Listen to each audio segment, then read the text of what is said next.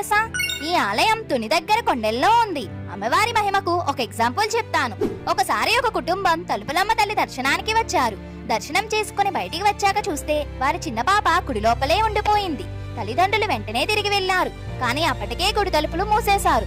సాయంత్రం 6 కాగానే తలుపులు మూయడం అక్కడ ఆచారం. ఎందుకంటే రాత్రివేళ అమ్మవారు గుడిలో తిరుగుతారని బ్రాహ్మణులు చెబుతారు. పాప తల్లి గుడి బయటే నిలబడి తలుపులు తెరవమని ఎంత వేడుకున్నా ప్రయోజనం లేకపోయింది. పూజారి వచ్చి, అమ్మా భయపడకండి, మీ పాపకి ఏమీ కాదు, అమ్మవారే చూసుకుంటారు అని ధైర్యం చెప్పారు.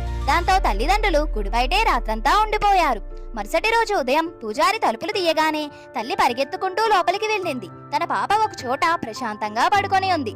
తల్లి పాపను పట్టుకొని ఏడుస్తుంటే ఆ చిన్న పాప, అమ్మా ఎందుకమ్మా ఏడుస్తున్నావు? రాత్రంతా నువ్వు నా పక్కనే ఉన్నావు కదా, అన్నం కూడా తినిపించావు కదా అని అడిగింది. ఆ మాటలు విని తల్లికి ఎంతో ఆశ్చర్యం కలిగింది.